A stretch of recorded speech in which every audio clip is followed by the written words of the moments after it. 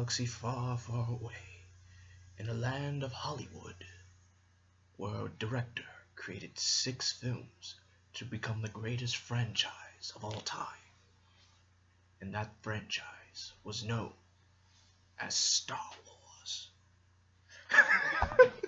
What's up, guys? Blackwing 2040 here, and like I said, this is the surprise video. I'm going to be reviewing all 6 Star Wars films and getting ready for the premiere of Star Wars: The Force Awakens, and I'm going to be reviewing those films while wearing this.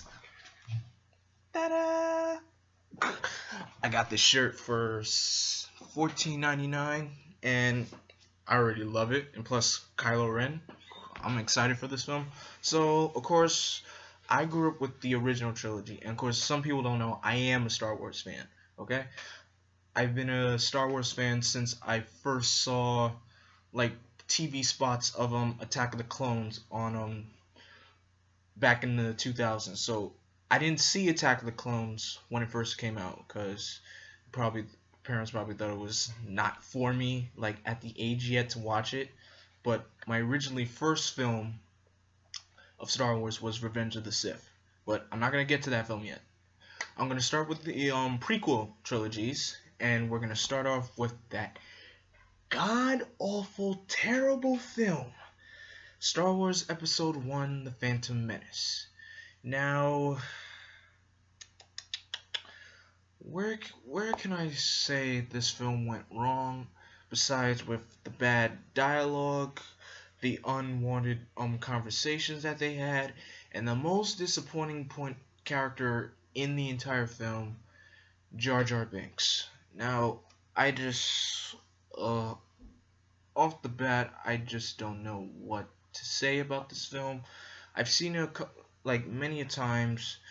Of course, it was all of it, like throughout the entire film, was just slow. Like everywhere in the film was just slow. Of course, you have the main characters are Qui-Gon Jinn and Obi-Wan Kenobi, played by Liam Neeson and Ian McGregor.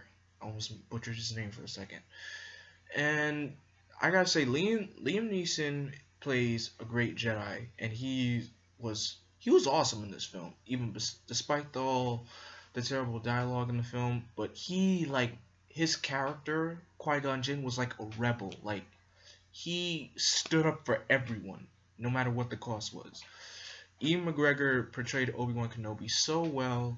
This is what Obi-Wan Kenobi looked like before he had the whole beard and the mullet and the hair and everything.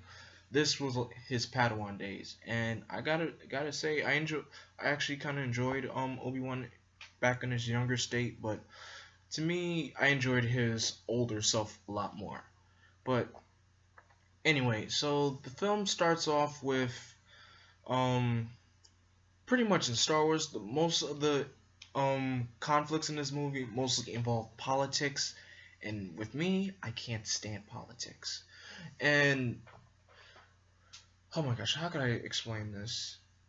You have the Senate, as if I may say, or the Separatists, if I may call it, or I don't know if they started calling the Separatists since episode 2, but here you have the Senate, a group of Senate representatives that are trying to take over the planet Naboo.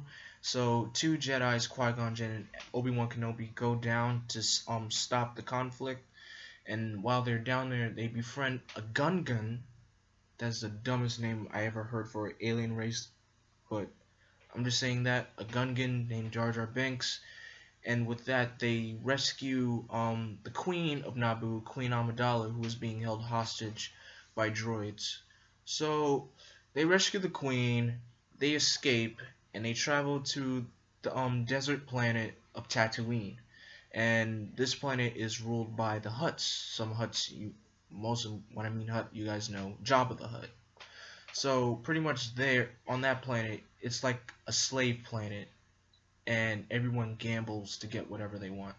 So the ship that they took to get there was damaged, and they need new parts. So they decide to land there, and they search for a store so they could find parts for the ship. And they befriend this little boy who we all know, and probably one of my favorite characters, Anakin Skywalker. And even as a kid, Anakin was very tense and everything. Like he didn't fear anything, but he was just tense. And so he competes in a pod race that helps them win the money to pay for the parts. They get the parts. They um while on Tatooine, they get attacked by a not rogue Jedi, a dark sider, or by other names, a Sith. So the Sith has been unknown, but the Sith is Darth Maul, who is Darth Sidious's apprentice. So with that being said, no one has heard from the Sith for like years. I mean like years, over centuries. So they travel back to Coruscant to issue out the problem that's going on on the planet Naboo, and they bring the Queen with her. And I just gotta say, well, there were two. Natalie Portman played Padme, who was the real Queen, and you had the fake Queen, whose name is Sabe. But other than that, it's just the way the Queen speaks is just cold. Like, she sounds cold-hearted, and she speaks slowly, and that was just bad writing for the film. And of course, you have the Senator Palpatine, who gets elected as the new Chancellor. So they travel back to Naboo to stop the war that's about to break out, and they cross into Darth Maul once again, and this is where the fun part comes in. Qui-Gon Jinn and Obi-Wan Kenobi have a duel with Darth Maul with amazing music that was composed by John Williams. The song is called Duel of the Fates, and it's just beautiful music to listen to. And plus, you have two other battles going on. You have a battle that's going on in space, and you have a battle that's going on in land, and of course you got the lightsaber battle. So 3 battles going on. So the film switches from battle like back and forth, back and forth, back and forth. The only thing I enjoyed pretty much was the final lightsaber duel. And so the lightsaber duel was so well done and so well choreographed.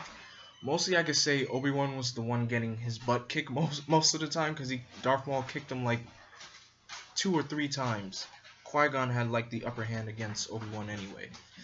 So the battle keeps going, and Qui-Gon gets killed by Darth Maul, and then once that scene happens, Obi-Wan lets out, of course, that one no where that one character dies off, and it's just so well done. And so Obi-Wan goes in, tries to get, not really a kill, but tries to get in the final strike against Darth Maul. Darth Maul pushes him like down this pit, and Darth Maul kicks his lightsaber down the pit, and Obi-Wan, holding on for dear life, force jumps and uses the force to grab onto Qui-Gon's lightsaber, slices Darth Maul in half, and Darth Maul falls, and he's dead, or so we think he's dead. That's a story worth telling another time. So Qui-Gon's last wish was to have Obi-Wan train Anakin so he could become a Jedi, and plus Obi-Wan has been promoted to Jedi Master. And after that, they have a funeral for Qui-Gon, and Anakin becomes trained by Obi-Wan Kenobi, and the people of Naboo are celebrating, and happily ever after in the end. So pretty much all I have to say, the characters in this film are kind of good. Some of them are just bad and worthless. Like, okay, here's one for instance. During the pod race, if you look really well, there's this part in the pod race where they're racing through this valley. You could see one of the bounty hunters, and once you see her, you'll get the reference. So, but other than that, this wasn't really like the greatest Star Wars film ever. Like, it has a lot of flaws, but other than that, the only probably good part in the film was the final lightsaber duel. That's it. And that's pretty much it. All I can say is they had the Jedi Council in this film, but of course, being the Jedi Council, cold-hearted people as they are in all the prequel films, the only person that probably kind of stood out more was Yoda. and that's it. But other than that, I give this film a 2.5 out of 5. So that's all I have to say about the Phantom Menace. What did you guys think of Star Wars Episode 1?